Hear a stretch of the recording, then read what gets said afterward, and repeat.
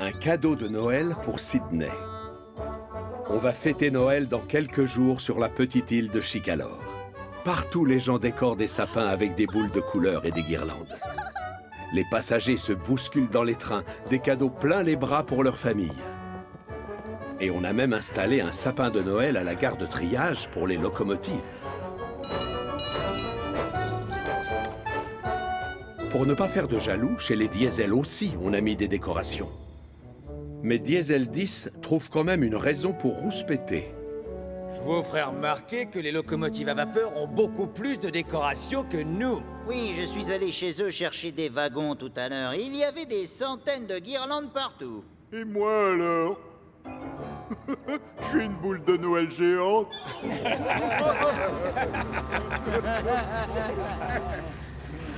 Oui, on a Sydney, mais c'est une question de principe. Moi, je dis qu'on a besoin de plus de décorations de Noël. Et justement, il se trouve que je connais un endroit où il y en a plein. Paxton, tu viens avec moi. Moi? Mais le gros contrôleur m'a demandé d'aller chercher un wagon au hangar et de le rapporter ici. C'est moins important, ça. Dépêche-toi. Oh, ça va me retomber dessus, cette histoire. Un peu plus tard, ce même soir, à la gare de triage, une mauvaise surprise attend Thomas et ses amis à leur retour du travail. Où est passé notre joli sapin de Noël? Ça, je me le demande. Il était là quand je suis parti ce matin. Moi, je sais. Quelqu'un a dû le faire tomber. Ou peut-être qu'on est venu nous le voler? Qui serait assez méchant pour venir voler le sapin de ses amis? Noël, c'est la période où l'on fait preuve de gentillesse et aussi de générosité. Alors, on n'a pas le droit de prendre des choses qui appartiennent à d'autres. Oh, flûte de zut! Il n'arrête pas de tomber! Si ça se trouve, on doit le poser sur quelque chose. Tu ne crois pas, Diesel 10? Voilà. Maintenant, on a notre sapin de Noël, et il sera très bien à cette place-là. Par contre, il lui manque des guirlandes lumineuses. Ah! Et aussi une grosse et belle décoration pour mettre en haut du sapin. Oh. À ce propos, je suis là, moi. Et regardez, je suis juste au-dessus du sapin. Tu es très bien là-haut, alors reste-y. Du moment que tu prends ton médicament contre le vertige, tout va bien. Paxton, allez, viens, on sort. Un peu plus tard, cette nuit-là, une autre mauvaise surprise attend Thomas et ses amis près de leur hangar à la gare de triage. Oh bah... Oh non! Où sont passées toutes nos belles guirlandes? C'est tout simplement scandaleux. Quelqu'un s'est amusé à décrocher toutes nos décorations de Noël. Mais il faut être très méchant pour voler les guirlandes lumineuses de quelqu'un d'autre.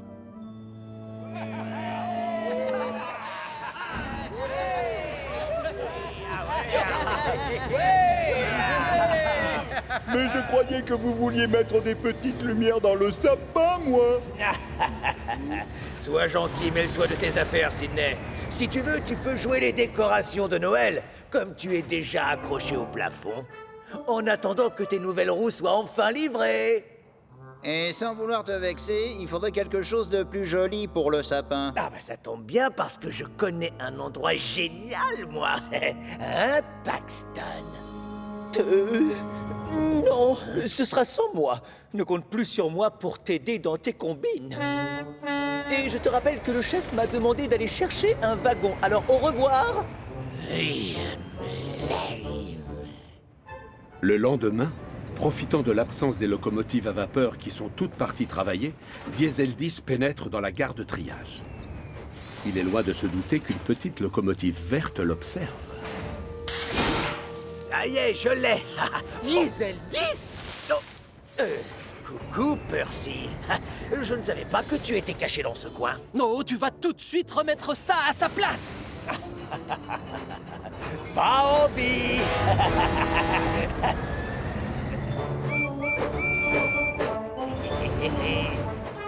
Diesel 10 prend la fuite avec la guirlande de branches de sapin dans la pince.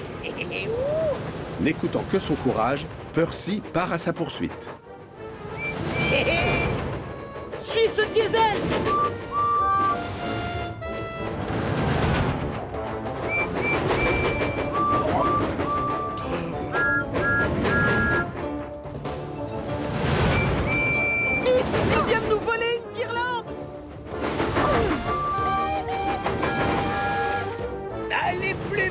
accélère!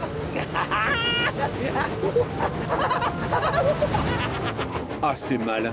Diesel 10 a maintenant toutes les locomotives à vapeur à ses trousses. Et tout ce petit monde le suit jusqu'à l'atelier des Diesel.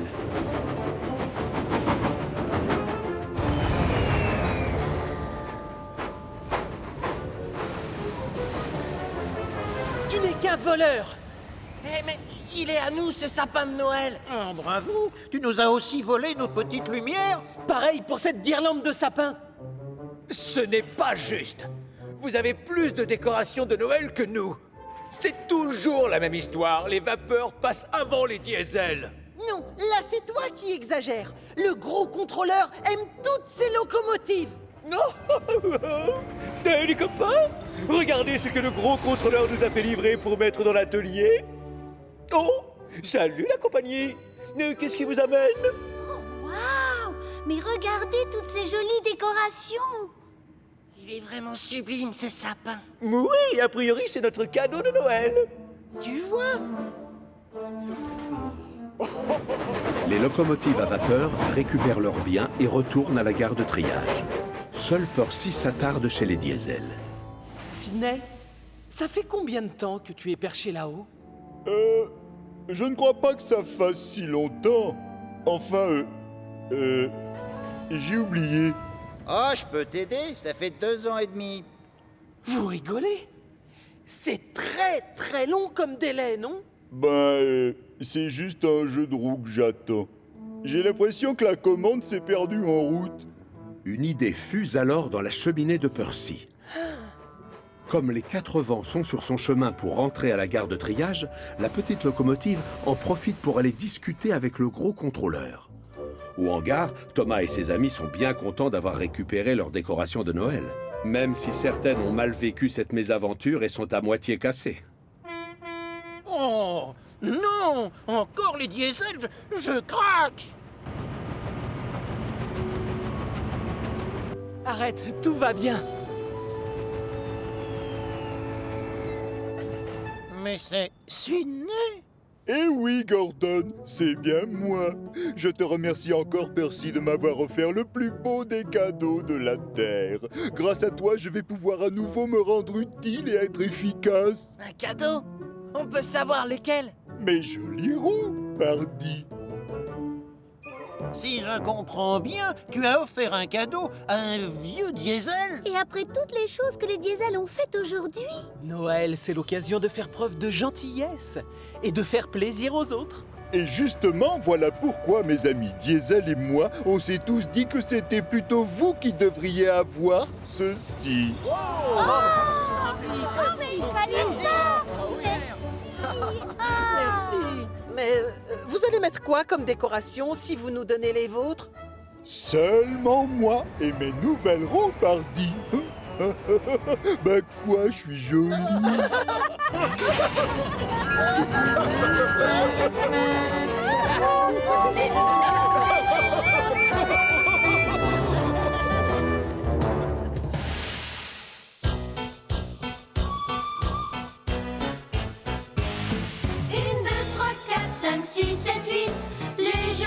Locomotive, rouge et verte, marron et bleu, toute l'équipe brille de mille feux. Chacune a son rôle à jouer, toujours partante pour nous aider. Avec Thomas et ses amis, la vie nous sourit. Thomas le plus culotté, James il nous fait rigoler. Percy s'occupe du courrier, Gordon est toujours pressé. Emily a réponse à tout. Henri siffle tous et s'étouffe. Édouard prêt à nous aider. Toby, lui, il est carré. 1, 2, 3, 4, 5, 6, 7, 8. Les jolies locomotives, rouge et verte, marron et bleu. Toute l'équipe brille de mille feux. Chacune a son rôle à jouer, toujours partante pour nous aider. Avec Thomas et ses amis, la vie nous sourit.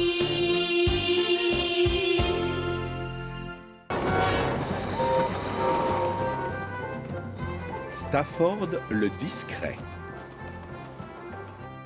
Si vous vous promenez près des lignes de chemin de fer de Chicalor, vous verrez surtout des locomotives à vapeur. Elles marchent toutes à l'eau et au charbon. Quand elles sont à court de charbon, elles viennent s'approvisionner au réservoir. Pour l'eau, c'est aussi simple. Elle est stockée dans des châteaux d'eau. Stafford, lui, est un cas à part puisqu'il marche à l'électricité. Il n'a besoin ni d'eau ni de charbon. En revanche, il doit penser à faire recharger sa batterie plusieurs fois par jour. Ce matin-là, Stafford doit aller chercher des wagons plats sur lesquels ont été déposés des troncs d'arbres. Quand sur le chemin, il rencontre son ami Thomas. Salut Thomas! Salut Stafford! En s'approchant de la gare du Puy-Sec, ils aperçoivent plusieurs enfants agglutinés sur la passerelle qui se mettent à pousser des cris de joie en les voyant arriver.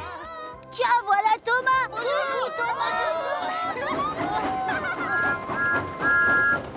Regardez, il y a Stafford aussi! Hey, bonjour, comment ça va? Les enfants lui font des signes de la main, mais très vite, une chose les intrigue. Thomas fait du bruit en roulant, alors que Stafford, lui, avance sans faire aucun son.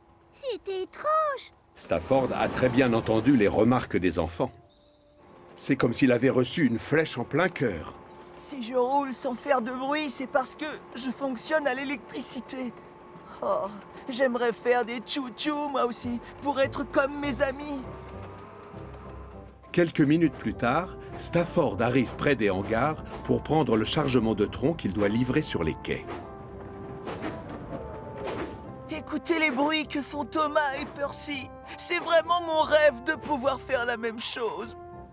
Derrière, c'est efficacité avant tout. Le chargement est vite prêt à partir. Qu'est-ce qui se passe, Stafford? Ça ne va pas? Je sais que mon moteur marche à l'électricité, mais j'aimerais tellement faire du bruit, comme tous mes amis. Pourquoi pas? On peut te donner des leçons? Tu es sérieux? Oui, bien sûr, voyons. On va t'apprendre à rouler en cadence. Tu vas nous suivre et écoute bien la petite musique du moteur à vapeur.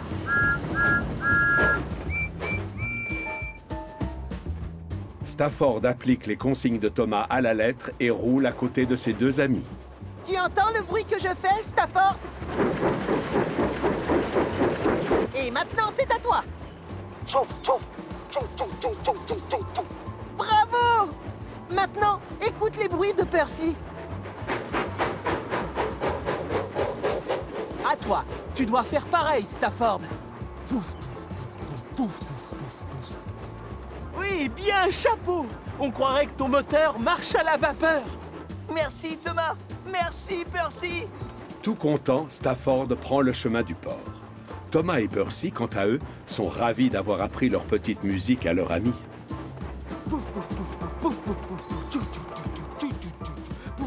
Tous ceux qu'ils croisent l'entendent, et cette drôle de chanson leur plaît énormément. Hé, Stafford, on croirait entendre une locomotive à vapeur. Tant mieux, c'est fait exprès, justement. Ah, merci, ça y est, je suis enfin comme eux. Quand Stafford arrive au port de Brendam, les dockers ne perdent pas une seconde et commencent à décharger les troncs d'arbres. Henry aussi vient travailler sur les quais.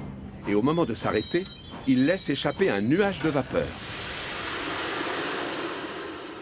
Oui, encore un son que font les engins à vapeur. Alors moi aussi, je dois reproduire le même bruit. Oui. Stafford file à toute vapeur vers la gare de triage en imitant les autres membres de l'équipe. Pouf, pouf, pouf, pouf, tchou, tchou, tchou, tchou. Oui. Laissez passer Stafford, la locomotive à vapeur. Mais un peu plus loin, il croise Gordon. Stafford klaxonne pour lui faire coucou. Et la grande locomotive lui répond en actionnant son sifflet.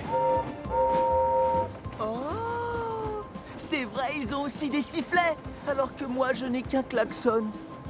Bon, je n'ai qu'à imiter le son du sifflet du mieux que je peux.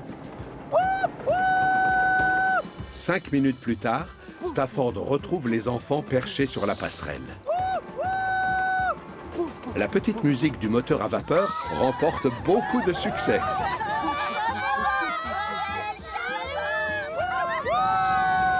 Stafford n'a jamais été aussi heureux. Comme il a du temps libre, il passe au hangar pour faire recharger sa batterie. Ça tombe bien, parce que le gros contrôleur veut lui parler. Monsieur McCall demande que tu viennes l'aider. Tu vas donc te rendre à sa ferme immédiatement. Tu es vraiment l'engin idéal pour cette mission. Quel honneur! Stafford est fou de joie. Il s'attelle à des wagons réservés au transport d'animaux, puis redémarre à toute vapeur pour ne pas perdre de temps. Pouf, pouf, pouf, pouf, tchou, tchou, tchou, tchou, wouch.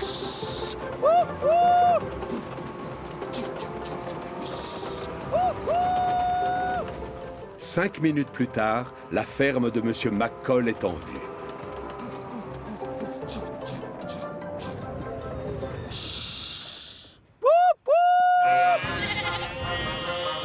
Malheureusement, les jeunes moutons du fermier n'ont pas l'air d'aimer la petite musique du moteur à vapeur, et terrifiés par les bruits émis par Stafford, ils prennent aussitôt la fuite. En voyant la scène, Monsieur McCall se fâche tout rouge. C'est malin. J'avais demandé que ce soit toi qui viennes parce que tu ne fais pas de bruit et que mes agneaux n'auraient pas peur. Et maintenant, il va falloir tous les rattraper. Oh non, je suis désolé, monsieur McCall. Si je peux vous aider, surtout, dites-le-moi. Pas de réponse. Le fermier est déjà parti à la recherche de ses jeunes moutons. Stafford se sent terriblement honteux. Finalement, je crois que c'est bien aussi d'être une locomotive électrique silencieuse.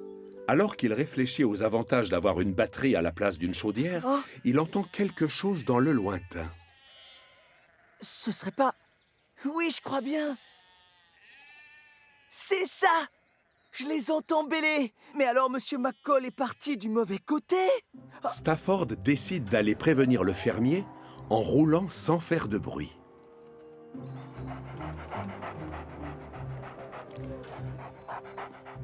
Je les ai entendus bêler. Je peux vous montrer où ils se cachent. Oui, bien joué, Stafford.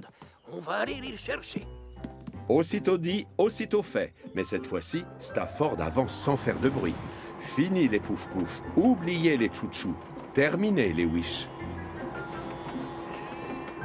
Regarde, ils sont là-bas. Monsieur McCall est soulagé. Il a finalement retrouvé ses petits protégés.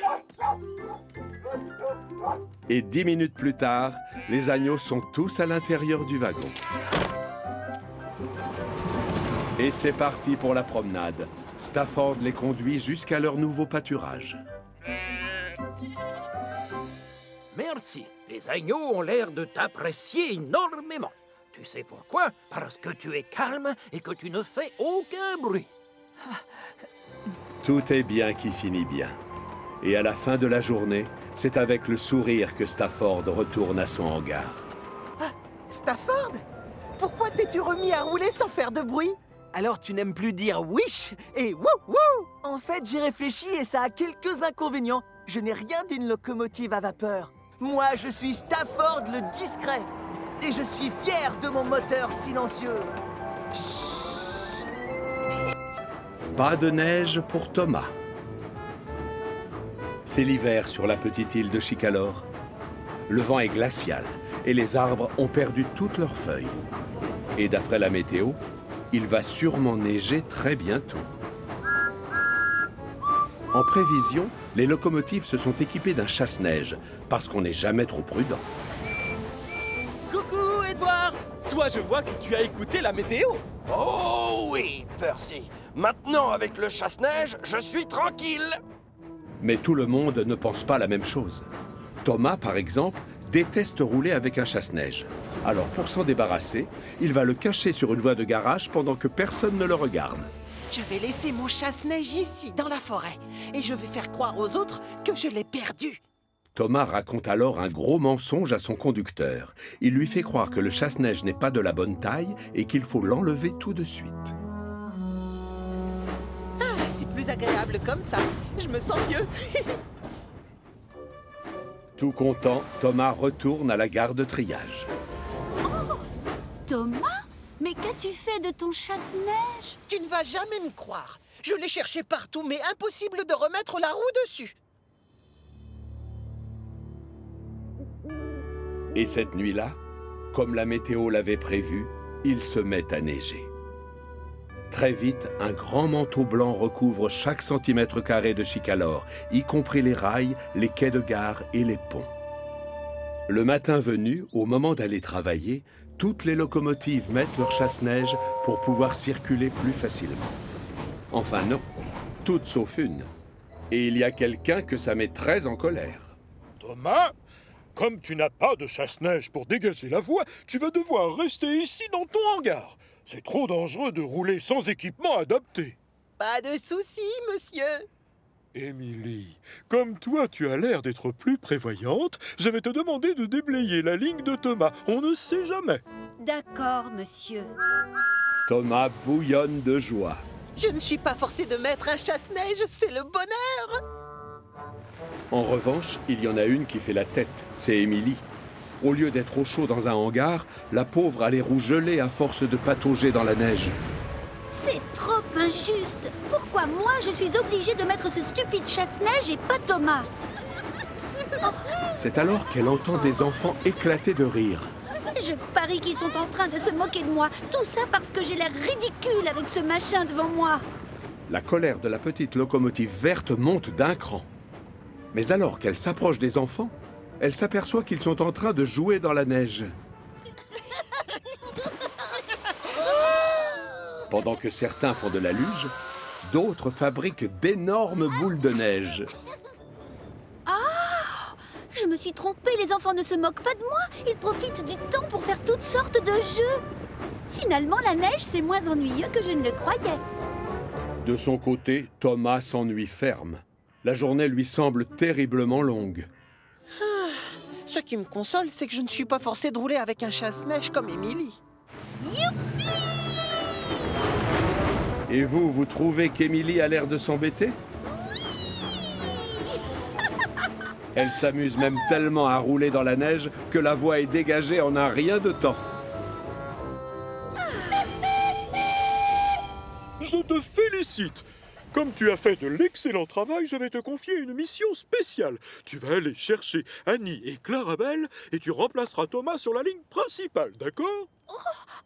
Merci beaucoup, chef. Voilà une récompense bien méritée. Au même moment, Thomas commence à trouver le temps long coincé dans son hangar. Oh, là, je paierai cher pour avoir quelque chose à faire. Je ne comprends pas pourquoi tu détestes ton chasse-neige, Thomas. C'est tellement chouette de rouler dans la neige. Vraiment?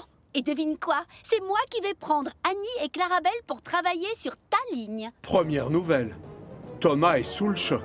Ils sont à moi, ces wagons. Et c'est mon travail. Oui, mais tu n'as pas le droit de sortir du hangar. Je te rappelle que tu n'as pas de chasse-neige. Tel est prix qu'il croyait prendre. Thomas ne peut que laisser Émilie partir avec ses wagons adorés. À tout à l'heure, Thomas. Salut, Thomas.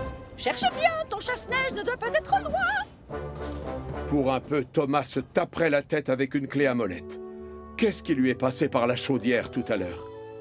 Soudain, une idée fuse dans sa cheminée. Si je récupère vite mon chasse-neige, le gros contrôleur acceptera alors de me rendre Annie et Clarabelle.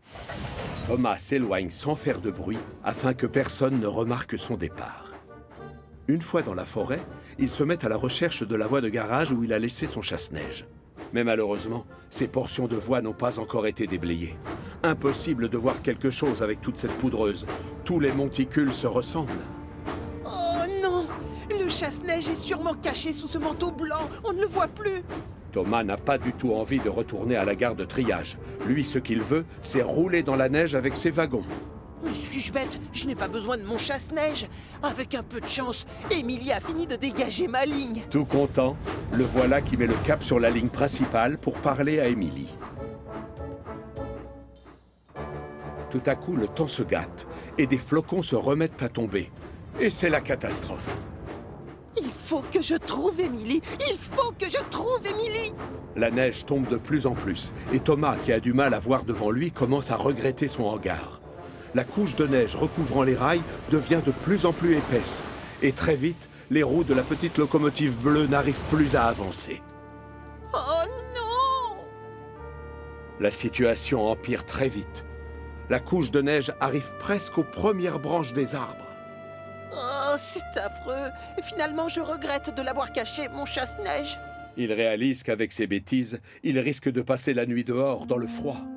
D'ailleurs, ses pistons sont déjà gelés et sa cheminée est toute glacée.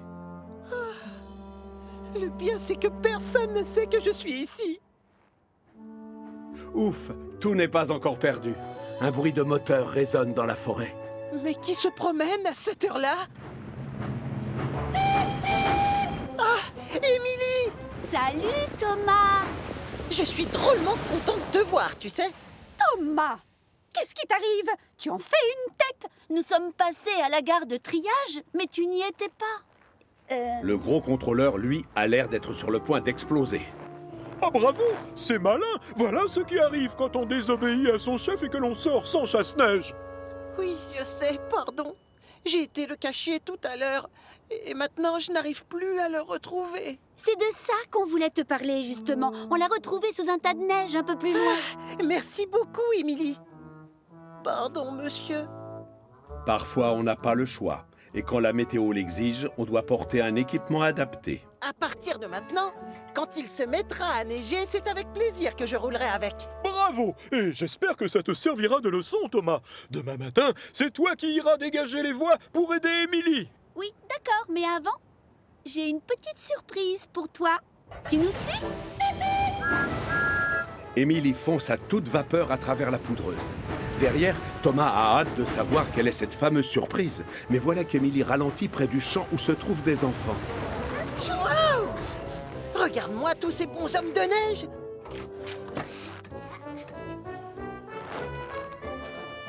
J'ai un petit faible pour celui qui a l'allure d'un chef. Un chef toujours très élégant. On a tout de suite l'air plus chic avec un chapeau. Non! Pas touche, je n'ai pas la chance d'avoir des cheveux pour me chauffer le crâne.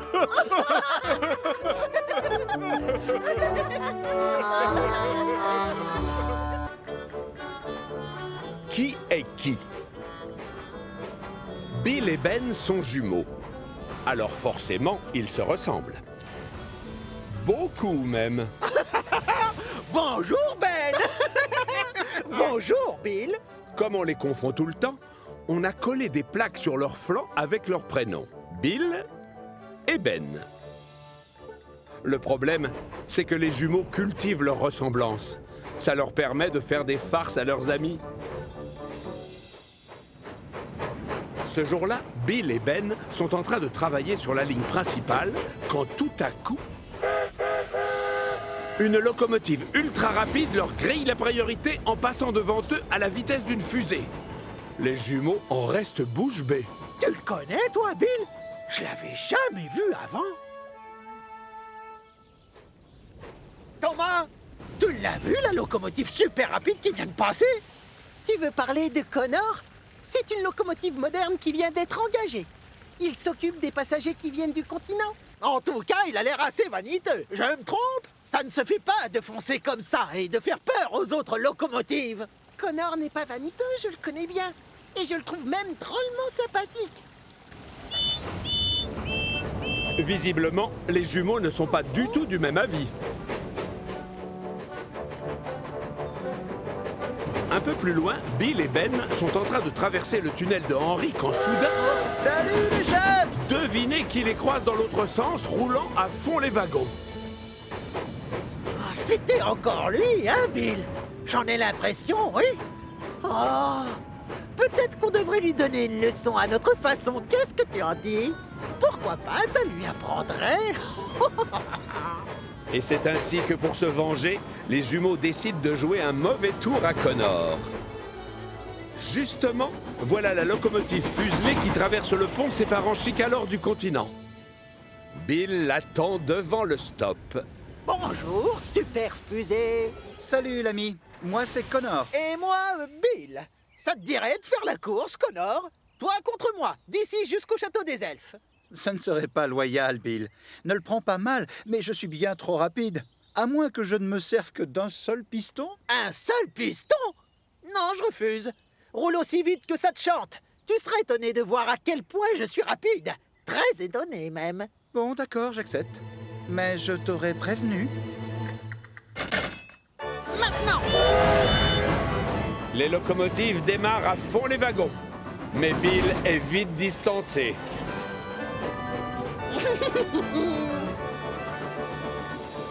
Il faut vraiment être idiot quand même. Faire la course avec une machine moderne et surtout ultra rapide comme moi.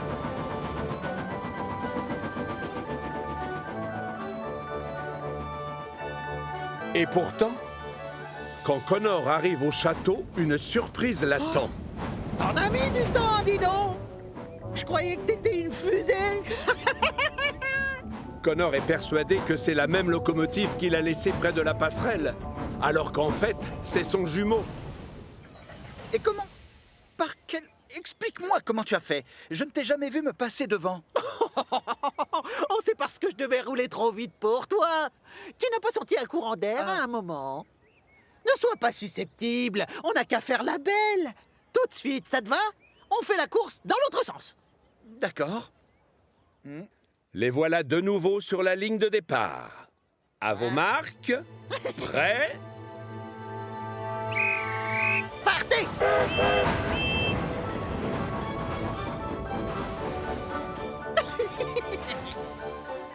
Cette fois-ci, Connor est bien décidé à prendre sa revanche et à gagner. Il est tellement obsédé par la victoire qu'il consacre toute son attention à la voie et malheureusement, il ne remarque le signal qui passe au rouge que trop tard. Et c'est la catastrophe. Henri, non, attention! Ah! Oh! Connor, tu pourrais faire attention où tu roules! Tu as failli me percuter! Le soulagement de Connor est de courte durée.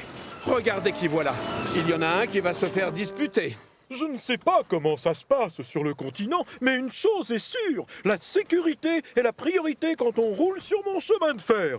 Aucune locomotive n'a le droit de passer quand l'un des signaux vire au rouge. Je tiens à vous faire mes excuses. Ça ne se reproduira pas, mais je... En voilà un qui tombe à pic. Oh, misère!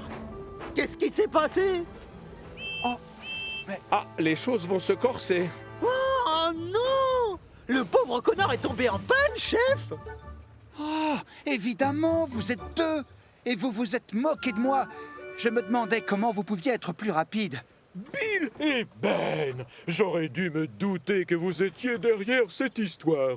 Il est grand temps que je mette un terme à vos farces stupides. C'est aller trop loin.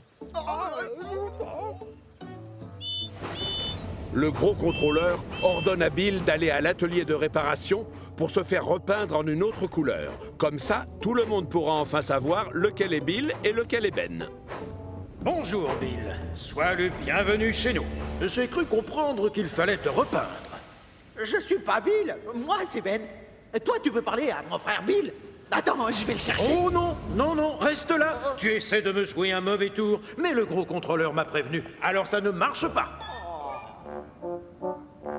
Et c'est ainsi que Bill se retrouve avec une carrosserie non plus jaune comme son frère jumeau, mais bleue. Comme tu es chou! Pas la peine d'en rajouter, Ben. Bill est déjà assez vexé comme ça. Et puis, quel est l'intérêt d'être différent? Une idée fuse alors dans la cheminée de Ben. Le lendemain, Ben profite de l'absence de Victor pour aller faire un tour à son atelier. Salut, Kevin! Moi, c'est Bill! Je viens faire repeindre ma carrosserie. C'est le gros contrôleur qui m'envoie. Bill! Mais... pourtant, je croyais qu'on l'avait déjà fait hier! Hein? Tu crois? Moi, je m'en souviens pas. Réfléchis, j'aurais la carrosserie d'une autre couleur si vous m'aviez repeint hier. Peut-être qu'on devrait attendre, Bill. Victor ne va plus tarder. Oh, mais dans ce cas, alors, vu que tu refuses de repeindre ma carrosserie, je vais devoir aller le dire au gros contrôleur. Non, fais pas ça. D'accord, installe-toi, Ben. Je vais chercher la peinture. Non, tu veux dire Bill? Désolé. Bill.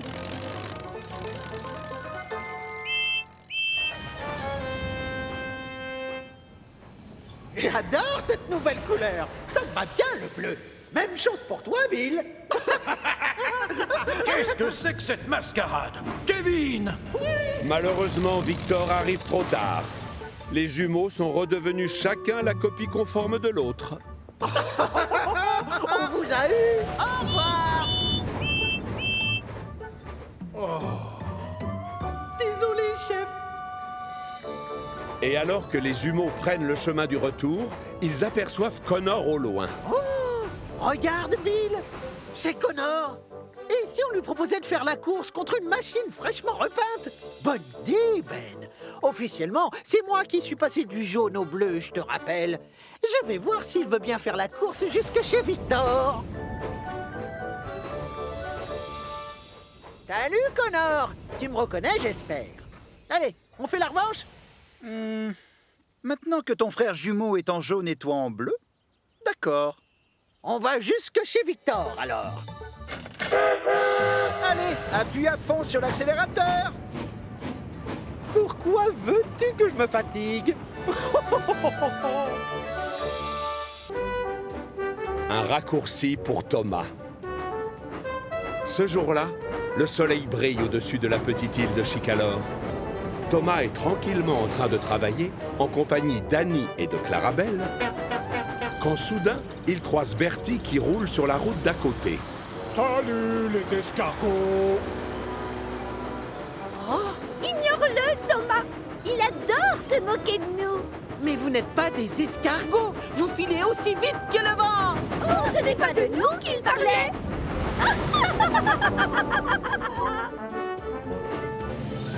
Hé, regardez, j'ai 2 minutes d'avance. Sans mon intervention, tu seras arrivé très en retard. Là, tu es injuste. Avec moi, les voyageurs arrivent toujours à la gare à l'heure prévue. Oh, reconnais qu'en ce moment, tu te la coules douce. Ces derniers temps, j'arrive souvent au passage à niveau avant toi. Arrête de dire que je suis lent. On fait la course, je parie que je vais gagner.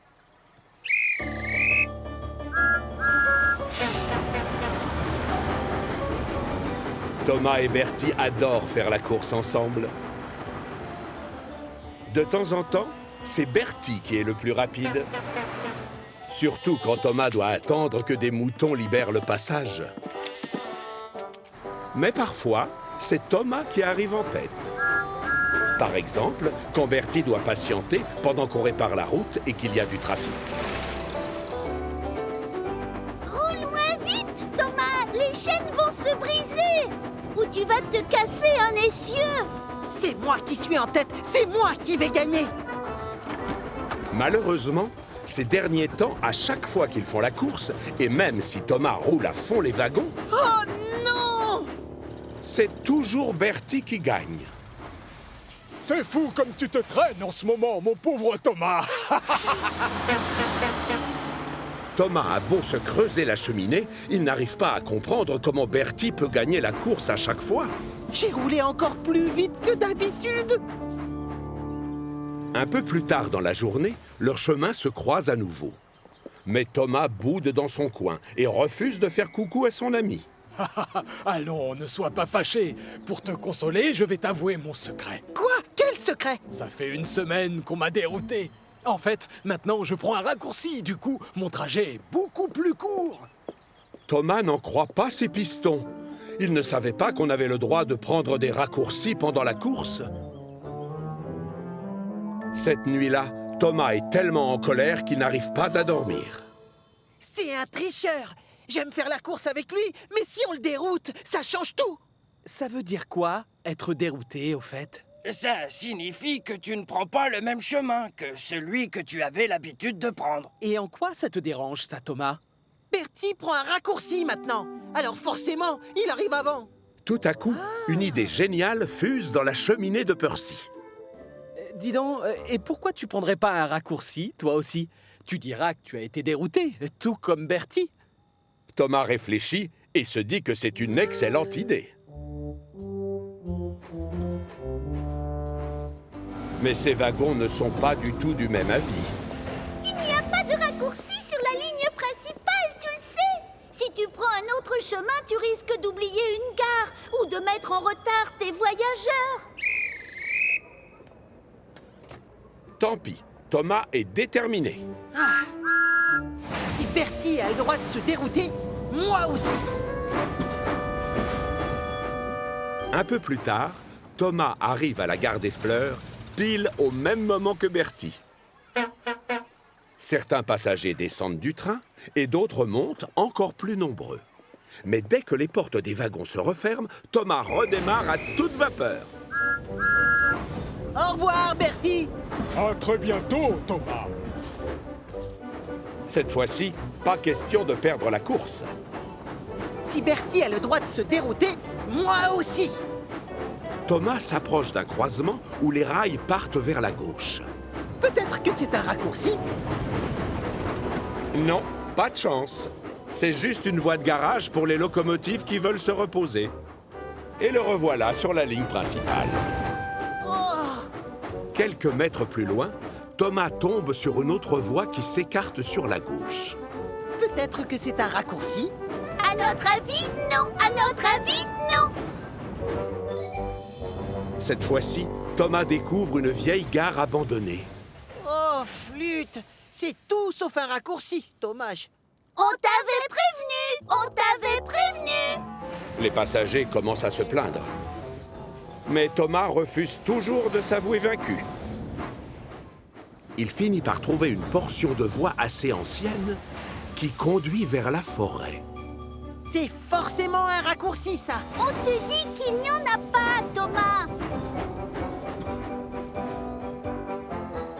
Pendant ce temps-là, Bertie attend Thomas au passage à niveau. D'habitude, il met moins de temps, c'est étrange. À l'intérieur, les passagers se mettent à rouspéter. Du coup, Bertie est obligé de redémarrer. Thomas, lui, avance tant bien que mal à travers la végétation. Derrière, Annie et Clarabelle font la tête.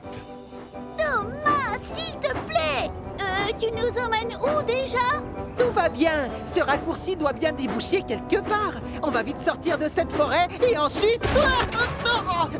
Thomas percute un butoir qui était caché par des branches et c'est la catastrophe. Oh non! Je ne peux pas reculer. Je suis coincé. Les passagers sont tous très mécontents. Ils comprennent qu'ils n'arriveront jamais à la gare à l'heure prévue. Alors forcément, Thomas se sent coupable. Devinez qui klaxonne. Eh oui, c'est Bertie. Salut Thomas. À quoi tu joues, je peux savoir? Oh, j'ai simplement essayé de trouver un raccourci, mais j'ai juste réussi à dérailler. À cause de moi, mes passagers vont être en retard. Oh, misère. Mais si ça peut te rendre service, je veux bien m'occuper d'eux. Finalement, les passagers de Thomas trouvent que c'est un excellent arrangement. Mais la locomotive se sent toujours ridicule avec ses roues dans le vide. Et c'est seulement en fin de journée qu'Harvey intervient. D'abord pour déplacer Annie et Clarabelle, et ensuite pour soulever Thomas et le remettre d'aplomb sur les rails.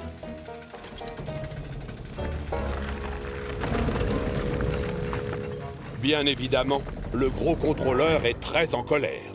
Tes passagers n'aiment pas arriver en retard et tu le sais très bien. Et à cause de toi, j'ai dû bouleverser tout mon planning. C'est regrettable et j'en suis désolée. En fait, je voulais trouver un raccourci. Mais promis, je ne quitterai plus la ligne principale dorénavant. Quelques jours plus tard, Thomas est de retour aux Quatre Vents. Comme il doit transporter des voyageurs, il vient chercher Annie et Clarabelle. Thomas! Oh, ravi de te revoir! Tu nous as manqué! C'est très gentil, merci mesdemoiselles. Et vous aussi, vous me manquiez. Thomas a promis au gros contrôleur de ne plus jamais prendre de raccourcis. Et on peut lui faire confiance pour tenir sa promesse. Que le meilleur gagne, l'escargot!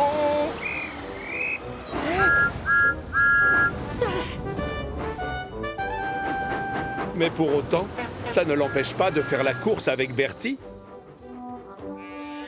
Et parfois...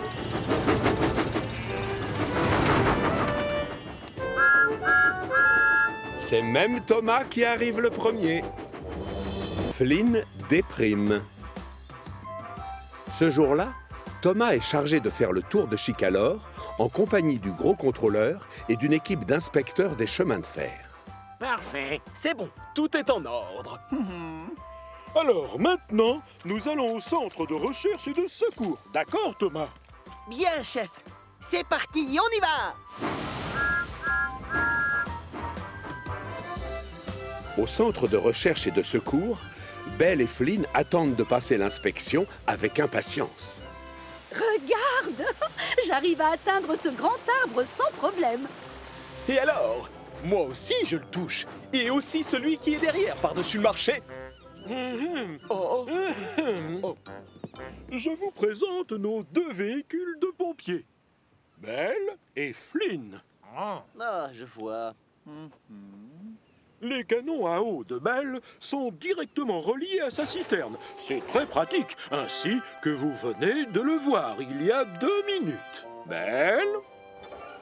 Désolé, monsieur. Bien. Très impressionnant. Flynn, d'un autre côté, a un réservoir spécial pour approvisionner ses lances à incendie et ses canons. Et, cerise sur le gâteau, il peut à la fois rouler sur des rails et sur la route. Exact. Tenez, voilà comment je procède pour faire l'échange. C'est super facile. Bonne idée. C'est plutôt utile. Néanmoins, j'ai une petite question à vous poser. Vous avez vraiment besoin de 2 véhicules de pompiers? Un seul suffirait, non?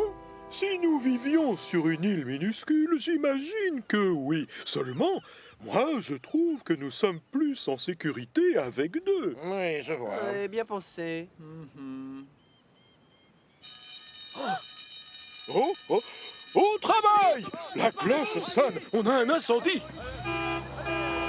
Vite, il y a le feu dans une remise près du puits sec. Il faut y aller. Belle met tout de suite le cap sur la gare du Puits Sec. Elle sait qu'il n'y a pas 1 minute à perdre. Mais comme c'est plus rapide d'y aller par la route, Flynn change de roue et quitte la voie ferrée. Super pompier Flynn, à la rescousse! J'avance encore plus vite que le vent! Flynn aperçoit au loin une épaisse fumée noire. Il n'est plus très loin quand tout à coup... Oh non!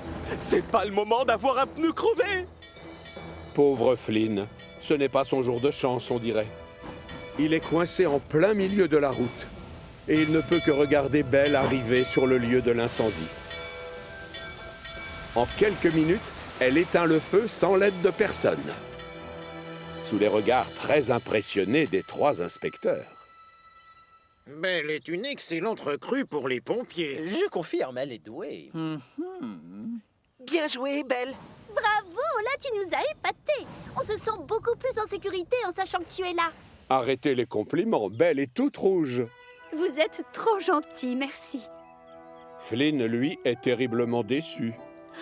Oh, normalement, c'est moi qui aide les autres et aujourd'hui, c'est moi qu'on doit venir secourir. Je suis désolé, Butch. Allons, n'en fais pas toute une histoire, Flynn. Tu te rachèteras la prochaine fois. Oui, tu as raison, évidemment. Et puis après tout, c'est pas grave un pneu crevé. Je suis toujours Flynn le flamboyant. Quelques jours plus tard, la sonnette d'alarme retentit à nouveau. Oh! Harold a remarqué un début d'incendie alors qu'il survolait la forêt pelée. Belle est prévenue? Non, elle n'est pas là. Il n'y a que toi. Je m'en occupe. Super pompier Flynn, à la rescousse!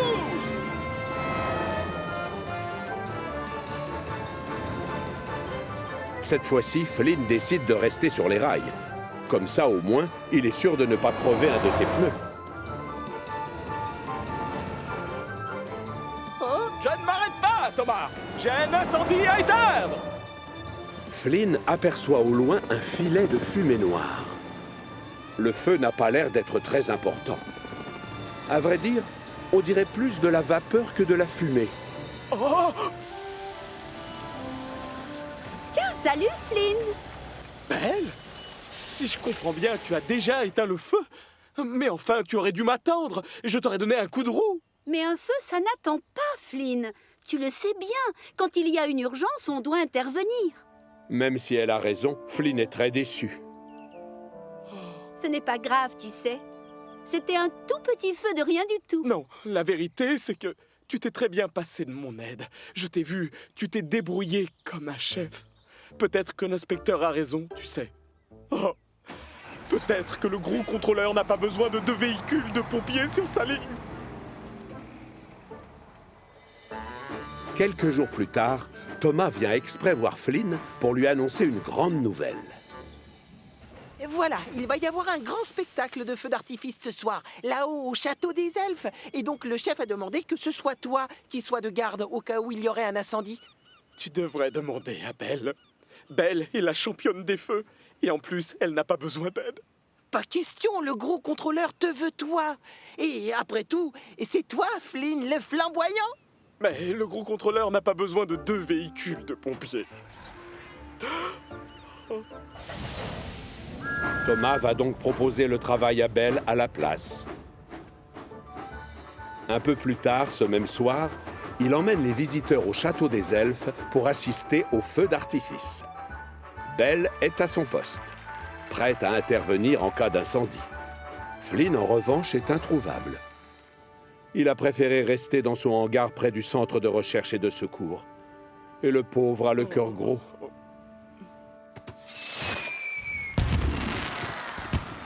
Thomas est aux premières loges pour admirer les premières fusées qui transpercent le ciel. Le spectacle est grandiose. Vite, passez-moi, je surchauffe. Tu plaisantes, c'est plutôt les fusées qui font des étincelles. Tu savais qu'il y avait de la poudre dedans? Belle est la seule à ne pas avoir les yeux rivés au ciel, au cas où quelqu'un ne s'écrie. Au feu! Vite, au feu! Dépêche-toi! Tu dois foncer sur les lieux. Je te dis qu'il y a le feu! Vous pouvez vous passer de moi. Belle va s'en occuper. En plus, elle est déjà sur place au château des elfes. Oui, mais ce n'est pas au château qu'il y a un incendie. C'est sur le port de Brendam. Belle ne peut pas y aller. Elle est obligée de rester au château. Tu en es sûr? Remue-toi, Flynn. On a besoin de toi. Toi seul peux éteindre le feu avant qu'il ne détruise les hangars. Bon, d'accord. C'est bon, j'y vais. Super pompier Flynn à la rescousse! Le feu s'est déclaré à l'intérieur d'une remise et des hommes essaient désespérément de l'éteindre. Mais avec des seaux, ils n'ont aucune chance, alors que Flynn, lui, a tout le matériel qu'il faut. Flynn le flamboyant, à votre service! Des lances à incendie, des canons à eau et en prime, une citerne renfermant des centaines de litres d'eau. Sans oublier des roues qui lui permettent de rouler sur des rails ou sur du goudron. Grâce à Flynn, l'incendie est rapidement éteint.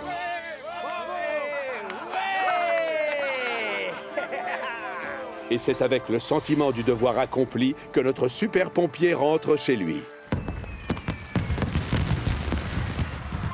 Pendant ce temps-là, au château des elfes, Belle s'assure toujours du bon déroulement du spectacle. Sur le chemin du retour, Flynn aperçoit les fusées qui explosent au-dessus de lui. Et ça le rassure de savoir que Belle monte la garde au château. Finalement, le gros contrôleur a raison quand il dit qu'on n'est pas trop de 2 pour assurer la sécurité de notre belle Chicalor. Absolument. Grâce à Flynn et à Belle, les habitants de Chicalor ne craignent plus les incendies. Le héros de Henri. Henri et Hiro sont tous les deux particulièrement costauds. Du coup, c'est à eux que l'on confie les trains les plus lourds. Ce jour-là, Henri et Hiro se retrouvent pour faire le plein de charbon. J'ai bientôt terminé. J'espère qu'il restera assez de charbon pour moi. On doit transporter beaucoup de choses lourdes aujourd'hui. Allons, ne t'inquiète pas, Henri. Il en reste plein. Ensuite, les 2 locomotives passent à la carrière de Farcar chercher des wagons remplis à ras-bord. Puis, ils foncent jusqu'au port où on les attend avec impatience. Mais pendant la traversée de Chicalor, la cheminée de Hiro se met à rejeter de la vapeur toute sale. Oh! Hiro! Hiro! Il y a de la fumée noire qui s'échappe de ta cheminée! Oui, mais de la tienne aussi! Je me demande bien pourquoi! Tiens, voilà Duck. Il va peut-être pouvoir les renseigner. Oh, dommage! Apparemment, vous avez pris le mauvais charbon qui a été livré ce matin. Pardon? On m'a demandé d'aller en chercher du nouveau pour le remplacer. Non, on ferait mieux d'attendre. Je pense que c'est plus prudent, pas toi? Pas question. On peut très bien rouler avec celui-là. On produit toujours de la vapeur. On n'a pas le choix. On doit avancer à tout prix. On attend de nous que l'on se montre utile et efficace. Henri n'a pas envie de décevoir son chef et son ami. Mais cette histoire de charbon l'inquiète. Ne m'en veux pas, Hiro, mais je préfère retourner à la gare de triage et attendre que le nouveau charbon soit livré. Henri abandonne donc Hiro avec tous les wagons. Et retourne s'installer dans son box.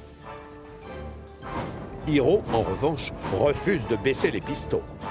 Seulement maintenant, il n'a personne pour l'aider. Oh, misère! Il y a beaucoup trop de wagons maintenant. Je n'y arriverai jamais tout seul. Soudain, une idée fuse dans sa cheminée. Je vais d'abord emmener la moitié du convoi sur le port, et après je reviendrai chercher l'autre moitié. Aussitôt dit, aussitôt fait. Hiro se sépare d'une partie du train qu'il laisse sur une voie de garage. Mais au bout de quelques kilomètres, sa fumée se fait de plus en plus noire.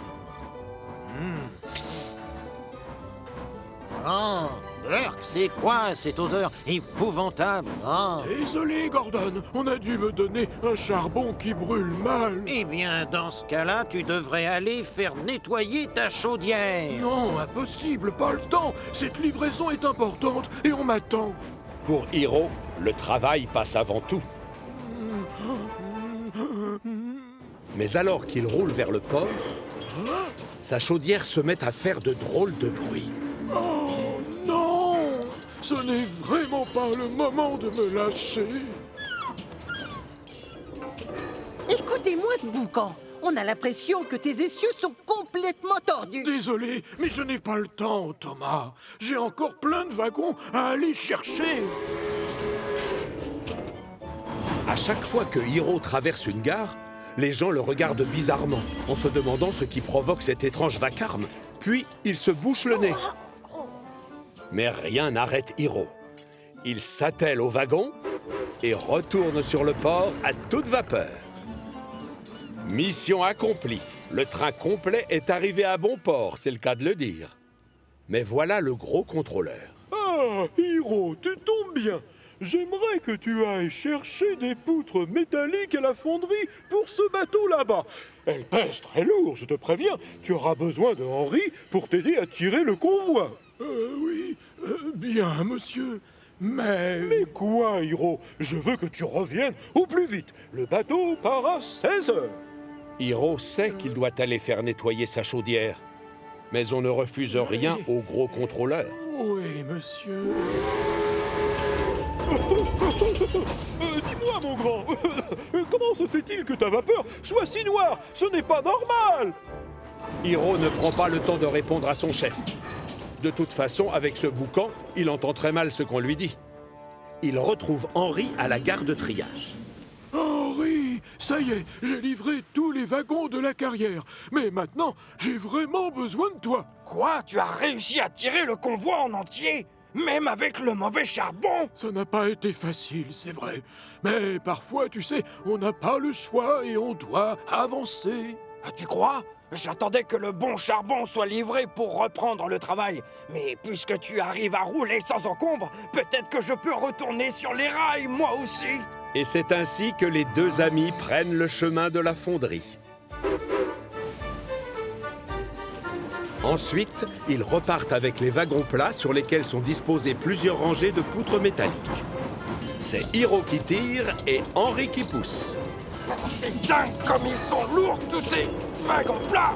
Oh, dis donc! Arrête de parler, s'il te plaît! On doit absolument être sur le port avant que le bateau ne parte pour un autre pays! Les deux locomotives traversent la campagne à fond les wagons.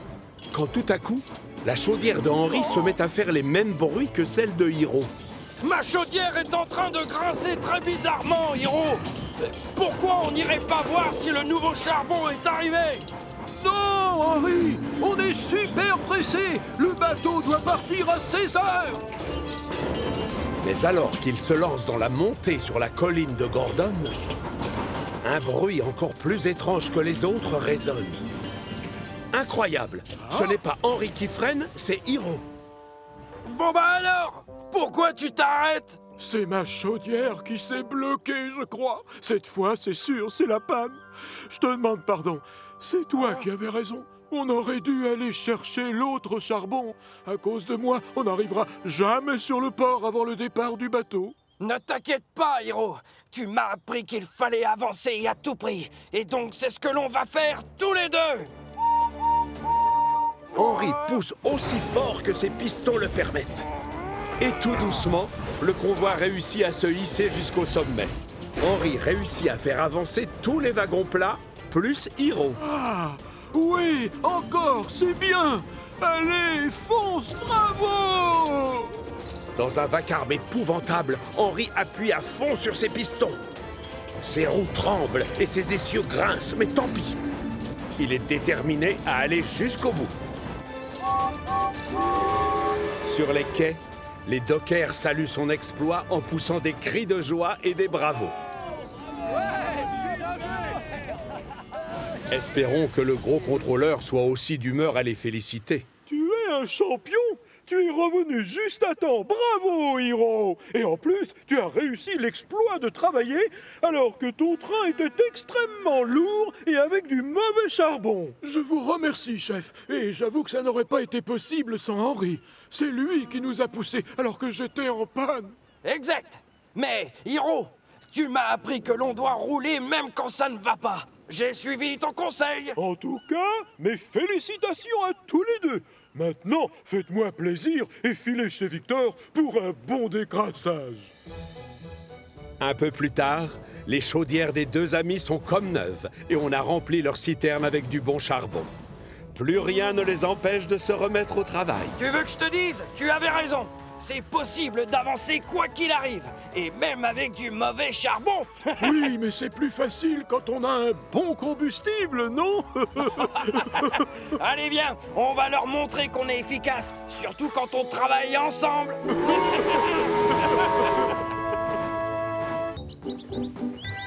Le traîneau du gros contrôleur. Nous sommes à quelques jours de Noël. Et sur Chicalor, tout le monde se prépare pour le réveillon.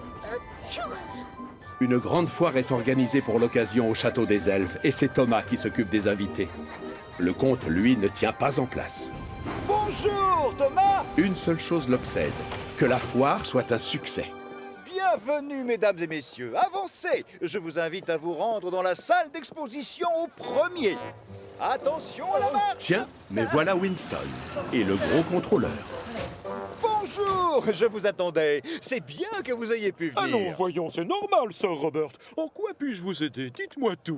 Eh bien voilà, j'espérais un peu que vous accepteriez de vous déguiser en Père Noël pour le dernier jour de la foire. D'accord, oui, bien sûr. D'ailleurs, j'ai déjà joué les doublures du vrai Père Noël il y a 10 ans. Oh, oh, oh. Splendide! Au fait, je vais bien sûr vous faire défiler dans un beau traîneau. Chouette, hein? Qui? Moi? Mais je suis désolé, mais je n'ai jamais conduit de traîneau. Pourquoi est-ce que je ne m'installerai pas dans Winston? Ce qui est sûr, c'est que les voitures, j'arrive à les conduire. N'est-ce pas, mon petit Winston? Oui, vous conduisez très bien. La conduite d'un traîneau est un jeu d'enfant. Vous y arriverez. Je n'ai aucun doute sur vos talents, mon cher. À tout à l'heure! Le pauvre gros contrôleur est pris de panique. Comme il n'est pas question qu'il monte dans un autre véhicule, il passe voir Victor pour lui demander s'il ne pourrait pas déguiser Winston en traîneau.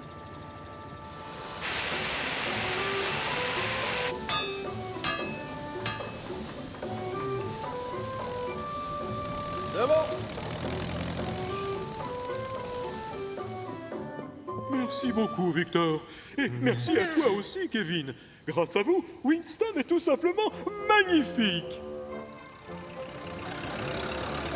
L'ennui, c'est que Victor et Kevin ne sont pas exactement du même avis. Et d'ailleurs, Winston aussi a des doutes. Au château des Elfes, Thomas en retourne chercher d'autres visiteurs aux quatre vents quand tout à coup... Oh, mais je rêve! C'est toi? Non, impossible! Pauvre Winston!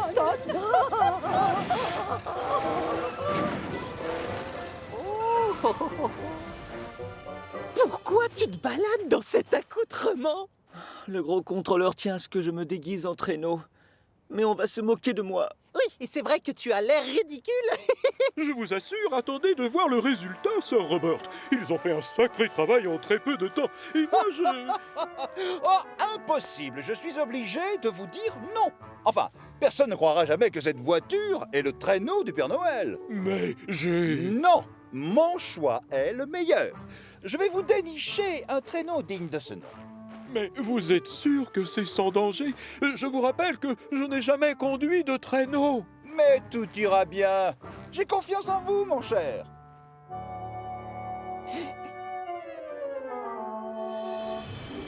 Et c'est ainsi que le dernier jour de la foire, Thomas se rend au port de Brendam pour aller chercher une cargaison un peu particulière.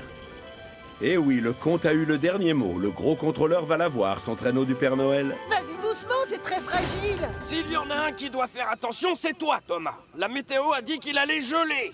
Les rails risquent d'être très glissants. Aucun souci. C'est promis, je serai prudent. Thomas prend ensuite la direction du château des elfes en faisant attention où il met les roues comme lui a conseillé Cranky. J'ai hâte de voir la tête des enfants quand ils verront arriver le gros contrôleur déguisé en Père Noël dans son joli traîneau. Ça va être tellement drôle.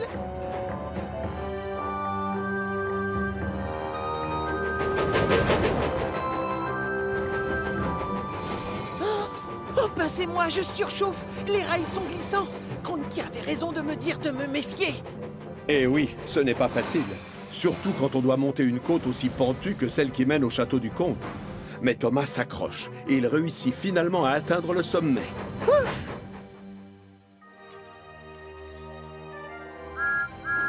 Il est accueilli par un Sir Robert, très impatient de découvrir ce qu'il a commandé. Ah, Thomas, ça fait bien 10 minutes que je t'attends. On va se dépêcher de décharger, il y a encore plein de choses à faire. Les enfants sont très excités. Mets-toi à leur place. Ils vont bientôt rencontrer leur héros en personne. Justement, il est où le Père Noël? Le voilà qui arrive, là-bas. Oh, oh, oh, oh, oh, hein? Oh non! Alors, que pensez-vous de cette merveille? Pas mal, hein? C'est le plus beau traîneau qui existe dans tout l'univers. Oui, je suis d'accord, il est beau, mais peut-être que si je marchais vers les enfants, ce serait encore plus magique qu'en traîneau. Ne vous en faites pas, je suis certain que tout ira bien. Thomas a raison. Installez-vous confortablement et moi je vais aller chercher les rennes. Quoi? Des rennes? Vous ne m'aviez pas dit qu'il allait y avoir de vraies rennes? Thomas, tu ferais peut-être mieux d'aller te garer plus loin. Avec plaisir, monsieur. Thomas recule pour libérer le passage, mais il ne voit pas que le bras d'accrochage du traîneau est posé en travers des rails. Oh, stop! Arrête-toi! Thomas appuie à fond sur ses freins, mais il glisse sur les rails comme sur une patinoire. Non! Et c'est la catastrophe.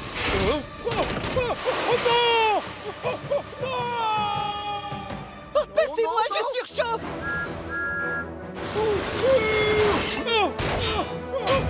Au secours! À l'aide! Je vous répète que je ne sais pas conduire un traîneau! Au secours! Pas de panique, les secours ne sont pas loin.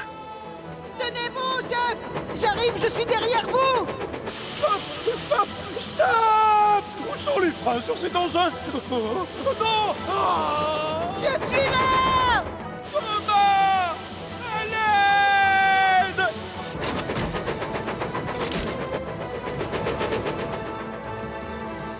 Monsieur Hart, j'espère que tout va bien. Cher Robert! Pardon, mais les enfants commencent à perdre patience. Mais où sont passés les rennes et le Père Noël? Hélas, notre traîneau est en train de dévaler la pente avec le Père Noël. Enfin, pardon, le gros contrôleur coincé à l'intérieur. Oh non!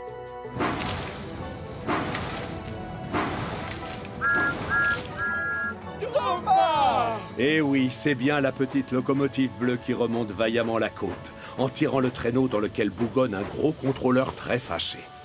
Une branche s'est accrochée à sa cheminée, et devinez à quoi il ressemble comme ça. À un renne, bien sûr.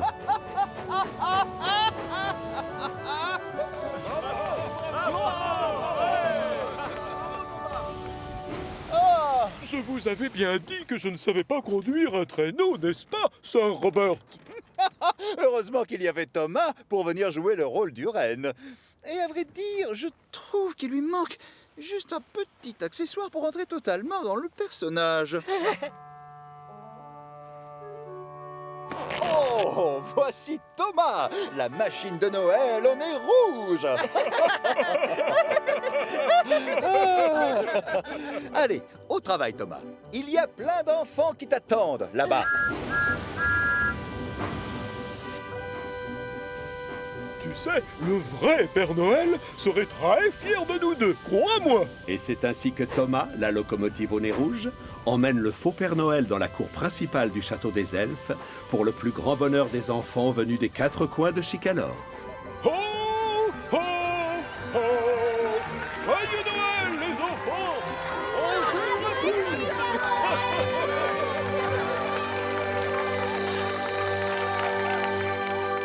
Gordon en panne sèche. C'est l'été sur Chicalor, et ce jour-là, la météo a prévu de la canicule. Thomas se rend à la gare des 4 Vents en compagnie d'Annie et Clarabelle, ses wagons fétiches. Le gros contrôleur lui a confié pour mission de s'occuper du train local sur la ligne principale. Mais avant, il doit remplir son réservoir d'eau. Près du quai, Gordon, qui n'a pas l'air de bonne humeur, attend Percy qui doit lui amener ses wagons. Où sont passés mes wagons? J'en ai assez qu'on me fasse attendre à chaque fois. Peut-être que tu devrais aller les chercher toi-même? Non, les grosses locomotives comme moi ne s'abaissent pas à ce genre de choses, je te signale. Moi, je m'occupe du train express. Autrement dit, le transport de passagers le plus important de tout Chicalor. Les trains locaux ont autant de valeur. Personnellement, moi, je les trouve trop lents. Ils sont obligés de s'arrêter à toutes les gares, alors que l'express, lui, ne fait halte que dans les grandes gares de l'île. Ça change tout. Mais voilà Percy qui arrive enfin avec les wagons de Gordon. Thomas avance jusqu'au château d'eau pour faire le plein avant de repartir. Attention, laissez passer l'express. Un peu plus loin, Paxton redescend de la carrière de la Montagne Bleue avec un chargement de grosses pierres. Il est loin de se douter que Gordon roule sur la même voie, mais dans l'autre sens. Le signal passe au rouge juste au moment où Paxton se rapproche dangereusement de l'aiguillage. Vite, Paxton, freine! L'express passe avant tout! Une grosse pierre se retrouve projetée dans les airs et atterrit lourdement sur la chaudière de Gordon, qui est obligé de s'arrêter. Pardon, Gordon, tu n'as pas trop mal? Tu as une grosse bosse sur le flanc, ça va aller? Mais oui, Paxton, je vais bien. On n'abîme pas une belle et grande locomotive telle que moi aussi facilement. Tu devrais quand même aller faire un tour chez Victor. Non, je refuse. Tu sais, je suis pressé. Le train express ne doit pas être en retard. Et hop, le voilà qui repart. Vous connaissez Gordon. Quand il est comme ça, impossible de le faire changer d'avis. Pourtant, 5 minutes plus tard, sa chaudière commence à avoir sérieusement soif. C'est très étrange. Je croyais avoir fait le plein d'eau avant de partir. Il aperçoit alors un château d'eau juste devant. Je ferais bien de m'arrêter là pour faire le plein. Mais les passagers ne sont pas du tout du même avis. Ils ont peur que le train prenne du retard. Du coup, Gordon redémarre à toute vapeur sans remplir son réservoir. Mais quelques mètres plus loin, sa chaudière recommence à avoir soif. Oh, hélas, si je m'arrête tout le temps pour faire le plein, je vais prendre beaucoup de retard. Je dois vite trouver une autre solution. Gordon passe en revue tous les endroits qu'il connaît bien dans cette partie de l'île. Alors, on a les hangars, les 4 Vents, Colvert, le Puits Sec, les Marrons, les Grillons, un lac... Oh! En passant à côté du lac, il réalise à quel point il est urgent de trouver de l'eau pour sa chaudière. Sinon, il risque de tomber en panne. Je vais penser à autre chose. Mieux vaut continuer. Ceci est le train express. Encore plus loin, Gordon longe cette fois un ruisseau. Et le clapotis de l'eau lui rappelle qu'il risque la panne sèche. Alors, il décide de siffler pour s'obliger à ne plus y penser. Mais quand il aperçoit un autre château d'eau sur le côté, il sait qu'il doit s'arrêter. Derrière, les passagers sont furieux. Ils croyaient avoir choisi un train rapide, pas un escargot. L'ennui, c'est que Gordon a vraiment besoin d'eau. Son réservoir est presque vide. Allez, reprenez vos places, je vais rouler super vite, d'accord? Accrochez vos ceintures! Gordon arrive sans encombre à la gare du Puy-Sec. Il se gare devant le quai pour que les passagers descendent ou montent dans les wagons. Tu as pris beaucoup de retard aujourd'hui, dis donc. Oh, je sais, mais je vais le rattraper tout à l'heure. Tu vas voir.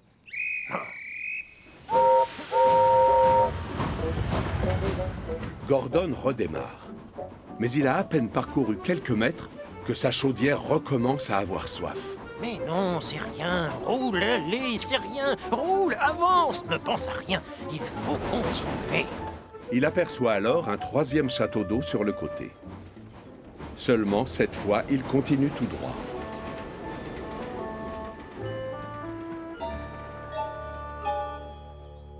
Le prochain train ne s'arrêtera pas en gare. Veuillez vous éloigner de la bordure du quai, s'il vous plaît. L'Express passe avant tout! Gordon puise dans ses réserves pour pouvoir avancer à la même vitesse. Allez, accélère, l'Express passe avant tout! Mais comme il n'a plus suffisamment d'eau pour produire de la vapeur et donc faire tourner son moteur, c'est la panne sèche et il est forcé de s'arrêter en pleine campagne. Au même moment, Thomas roule tranquillement en compagnie d'Annie et de Clarabelle quand il remarque des traces d'eau sur le sol. Alors là, je me demande bien d'où ça vient. Il s'aperçoit que Gordon et l'Express se sont arrêtés au milieu de nulle part. Quel est le problème, Gordon? Pourquoi tu t'arrêtes ici? Il n'y a pas de gare. Eh bien, je n'ai plus d'eau, je suis en panne. Ah, je me demande si ta chaudière n'aurait pas une fuite. J'ai vu qu'il y avait de l'eau sur la voie. Une fuite dans ma chaudière? C'est le genre de choses qui n'arrive jamais aux grandes locomotives comme moi. Salut Thomas! Salut Gordon! Tout à coup, Gordon se souvient de l'incident. Ah, la grosse pierre. Mais oui, bien sûr. D'ailleurs, on voit parfaitement le trou qu'elle a fait en tombant. Oh, quelle humiliation! J'aurais dû écouter tes conseils, Paxton. J'aurais dû demander à Victor de regarder ma carrosserie après avoir été cogné par la pierre. Eh bien, oui. Ne t'inquiète pas, Gordon. Je m'occupe de tes passagers. C'est vrai que je roule plus lentement que toi, mais moi, mon réservoir est plein. Si ça t'arrange, je peux te remorquer jusqu'à l'atelier de Victor. D'accord, je ne suis pas aussi rapide que toi, mais je suis super fort. Les passagers de Gordon s'installent donc dans Annie et Clarabelle. Ensuite, Paxton déplace les wagons vides et les met sur une voie de garage. Mais quand il essaie de pousser Gordon, celui-ci ne bouge pas d'un centimètre. Gordon, tu n'aurais pas serré ton frein à main? Peut-être bien. Dans ce cas, desserre-le, ça m'aiderait beaucoup. Comment veux-tu que je te pousse avec tes freins? Gordon est trop fier. Il n'a pas du tout envie d'être remorqué jusqu'à chez Victor. Seulement, s'il refuse l'aide que lui offre gentiment Paxton, il risque de passer la nuit à la Belle Étoile. À contre-cœur, Gordon desserre donc son frein à main. Puis, il laisse Paxton l'emmener jusqu'à l'atelier de réparation. Tous ceux qui voient passer le convoi sont très étonnés de voir Gordon rouler lentement sur la voie principale. C'est tellement rare de ne pas le voir foncer à toute vapeur. Oh, quelle humiliation!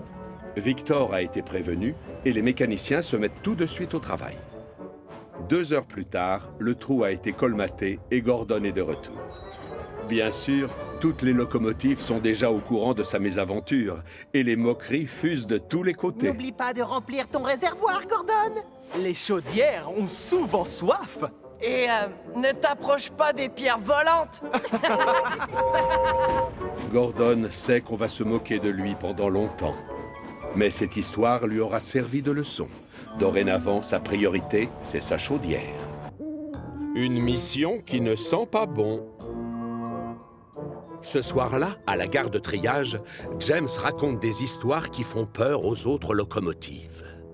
Et à cet instant-là, le train fantôme roule tant bien que mal sur le pont, en réveillant tous les habitants de l'île avec son sifflet lugubre. Ouh, ouh.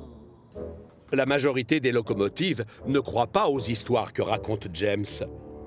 Percy est le seul à les prendre au sérieux et à avoir peur. D'autant plus qu'il passe ses nuits sur les rails pour livrer les sacs de la poste. Et parfois, la nuit, dans le noir, certaines choses ont l'air plus terrifiantes qu'elles ne le sont en réalité.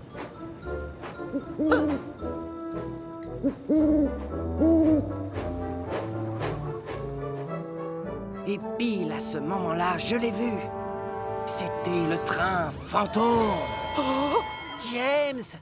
Tu fais peur à Percy avec tes histoires de fantômes. C'est quand même pas de ma faute si Percy est loin d'être aussi courageux que moi. Si tu es tellement brave, pourquoi c'est pas toi qui passes tes nuits à distribuer le courrier? Mais tout simplement parce que c'est un travail pour une petite locomotive comme Percy et non pour une magnifique et grande machine comme moi. Laisse tomber, Thomas. Ça ne me dérange pas de sortir la nuit.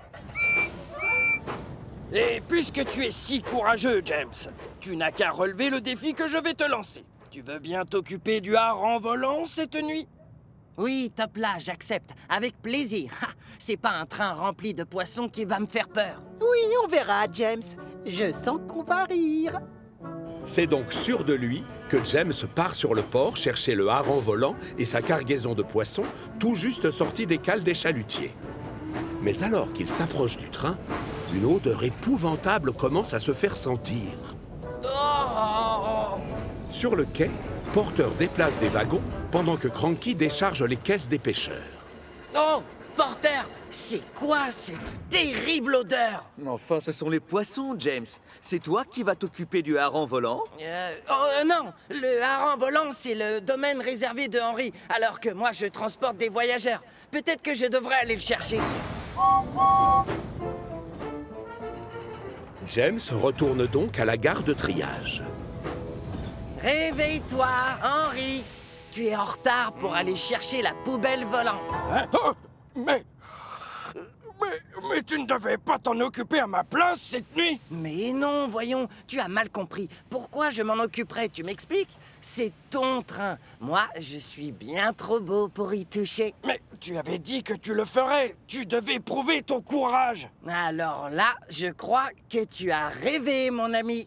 Bonne nuit, Henry. Allez, travaille bien. Non, je vais être en retard. James est persuadé qu'il a eu un trait de génie en faisant croire à Henry qu'il avait rêvé toute l'histoire. La grosse locomotive verte file à toute vapeur vers ses livraisons. Mais malheureusement, Henry a pris du retard. Et certains poissonniers vont devoir ouvrir plus tard que d'habitude. Alors, au matin, quand il retourne à la gare de triage, il n'est pas étonné de voir le gros contrôleur qui l'attend.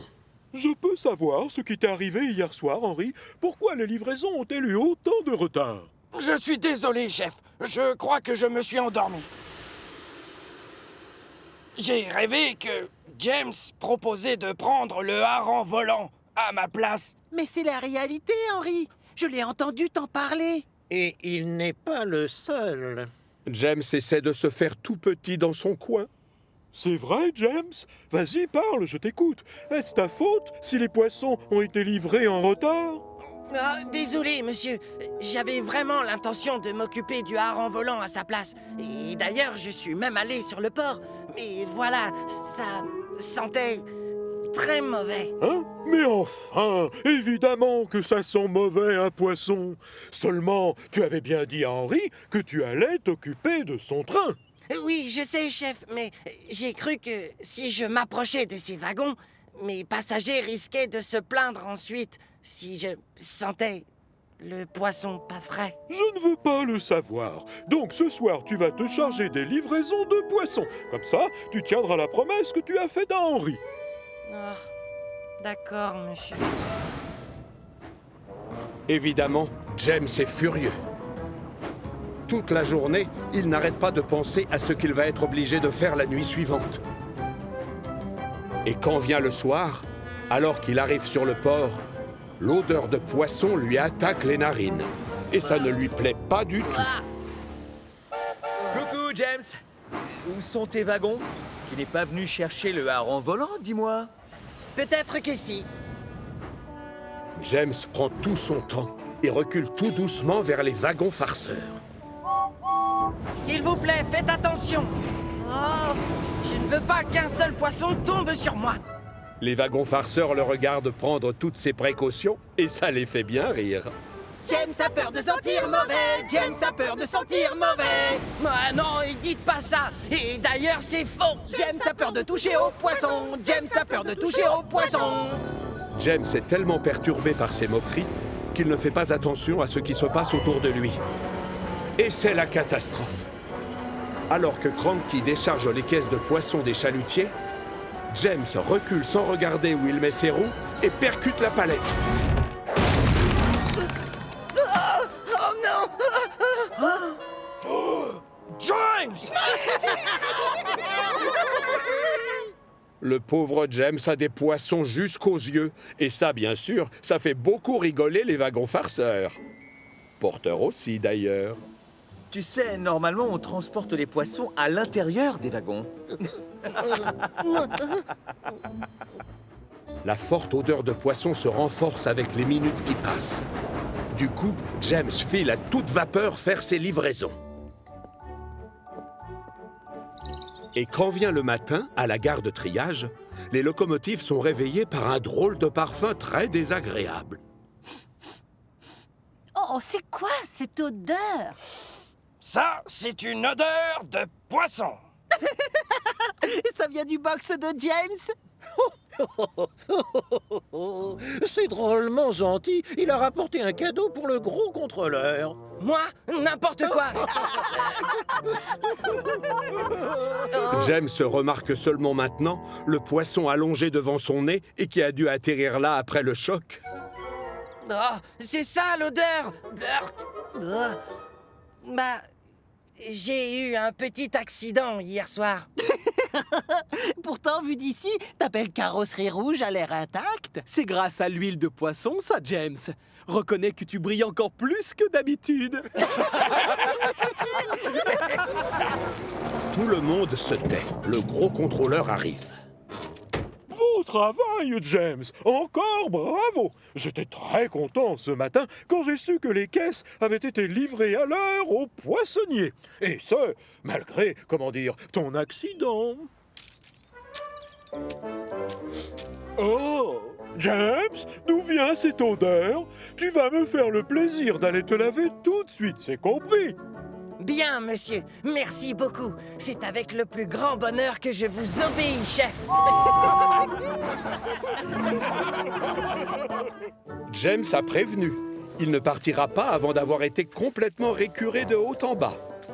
Et ne comptez pas sur lui pour retourner sur le port. Depuis cette histoire, il fait une allergie aux poissons.